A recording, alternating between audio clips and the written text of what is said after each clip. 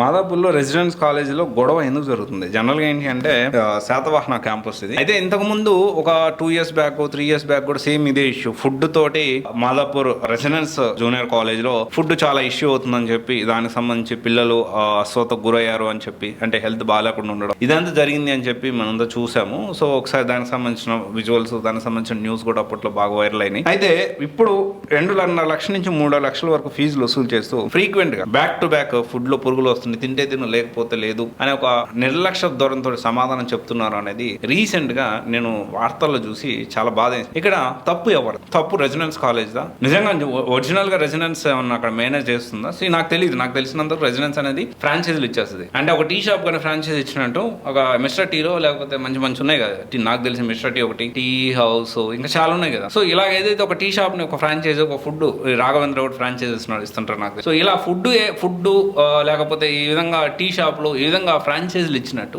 ఈ విద్యా వ్యవస్థని, ఎడ్యుకేషన్ సిస్టమ్ ని, ఇంటర్ కాలేజ్ మీరు డబ్బులు ఇవ్వండి, మీరు నడుపుకోండి మా పేరు మీద, మేము ఎక్కడి నుంచి అక్కడి నుంచో ర్యాంక్స్ కొడతాం అనే కాన్సెప్ట్ తోటి ఈ ఫ్రాంచైజీలు అన్నీ నడుస్తాం. సో అలాంటి ఫ్రాంచైజీలో తీసుకెళ్లి జాయిన్ చేసిన పేరెంట్స్ తప్ప గుడ్డిగా అసలు ఏంటి తెలుసుకోకుండా డెఫినెట్లీ మీరు తెలుసుకోవాలి. ఎందుకంటే ఈ ఫ్రాంచైజ్ సిస్టమ్ ఎలా ఉంటుంది? హాస్టల్కి ఒక థర్డ్ పార్టీకి ఇస్తారు, కాలేజ్ కూడా ఫ్రాంచైజీని తెచ్చుకుంది. సో అసలు పర్మిషన్ ఉన్నాయి ఈ కాలేజ్కి అని చెక్ చేసుకొని జాయిన్ చేయాలి. తప్పు ఎవరిది? ఇదే విషయంలో మళ్ళీ రిపీట్ అవుతున్నా జాయిన్ చేస్తున్న పేరెంట్స్ తప్ప. ఆలోచన చేయాలి, వాళ్ళు ఎంత బాధపడుతున్నారు. ఏ స్కూల్ అయినా ఏ కాలేజ్ అయినా ఒకవేళ పేరెంట్స్ అడ్డం తిరిగి అగ్రెసివ్ గా మాట్లాడితే, కొంచెం గట్టిగా మాట్లాడితే, సో పిల్లల్ని ఇబ్బంది పెడుతుంటారు. వాళ్ళు కెరియర్ ని స్పాల్ చేయడానికి కూడా కొన్ని స్కూల్స్ కాలేజెస్ వెనకాడవు. నేను రెసిడెన్స్ గురించి మాట్లాడలేదు, జనరల్ గా మాట్లాడుతున్నాను. అలాంటి పరిస్థితులు కూడా ఉంటాయి. అందుకనే జాయిన్ చేసేటప్పుడే 1కి 10 సార్లు ఆలోచన చేసి జాయిన్ చేయించండి. సో డెఫినెట్లీ సత్వరమే గవర్నమెంట్ దీన్ని ఖచ్చితంగా ఈ మ్యాటర్ లో చూసి, ఎవరు మొన్నటిదాకా కేటీఆర్ గారు, కవిత గారు ఈ విషయంలో గట్టిగా మాట్లాడుతున్నారు. సో ఈ స్కూల్స్ వీటిలో తెలంగాణ సీఎం ఎవరైతే రేవంత్ రెడ్డి గారు ఉన్నారో, సో చాలా సీరియస్ గా ఎడ్యుకేషన్ సిస్టమ్ లో చాలా చేంజెస్